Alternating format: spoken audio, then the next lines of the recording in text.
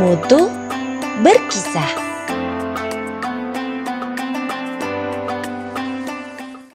Assalamualaikum warahmatullahi wabarakatuh.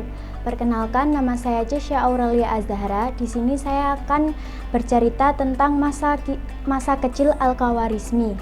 Al-Khawarizmi atau bernama lengkap Abu Ja'far Muhammad bin Musa. Beliau lahir pada tahun 780 Masehi di Khwarizmi dan meninggal sekitar tahun 847 Masehi. Kota kecil di pinggiran sungai Oxus, Uzbekistan. Ia dipanggil dengan sebutan Al-Khawarizmi untuk menunjukkan tempat kelahirannya. Di barat, terutama Eropa, ia dikenal dengan nama Al-Khwarizmi, Al-Khwarizm, atau algoritma. Ketika Al-Khawarizmi masih kecil, kedua orang tuanya pindah ke Uzbekistan menuju Baghdad, Irak. Pada masa itu, Irak berada di bawah pemerintahan Khalifah Al-Ma'mun. Al-Khawarizmi diperkirakan hidup di pinggiran Baghdad pada masa Khalifah Al-Ma'mun zaman Abbasiyah. Sebagai anggota Bait Al-Hikmah Baghdad yang meneliti ilmu-ilmu pengetahuan dan terjemah yang didirikan ayah Al-Ma'mun. Pada masa Al-Khawarizmi hidup pula tokoh lain yang juga ahli matematika seperti Abu Ja'far Muhammad bin Musa. Al-Khawarizmi salah satu dari 3 serangkai Banu Musa bin Syakir selain Abdullah dan Al-Khawarizmi sendiri. Hampir sebagian besar kesuksesan yang dicapai Al-Khawarizmi seperti tulisan tentang astronomi dan aljabar didedikasikan untuk Al-Ma'mun. Di pihak lain, khalifah yang dikenal juga seorang ilmuwan, tokoh pengetahuan, dan sahabat Al-Khawarizmi ini memberikan perhatian pada karya Al-Khawarizmi dan memberikan berbagai penghargaan. Di bawah Khalifah Al-Ma'mun, Al-Khawarizmi menjadi anggota dari Rumah Kebijaksanaan, semacam akademi ilmuwan didirikan di Baghdad, dan Khalifah Harun al-Rasyid besar menyelidikkan karya ilmiah.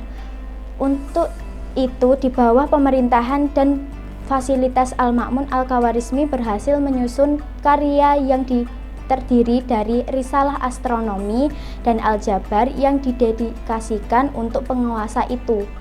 Dengan pengetahuan tersebut, Al-Khawarizmi kemudian dipercaya oleh Khalifah Al-Ma'mun sebagai kepala proyek pembuatan peta dunia dan berprestasi dalam proyek untuk menentukan tata letak di bumi, bersama dengan 70 ahli geografi lainnya untuk membuat peta yang kemudian disebut peta dunia.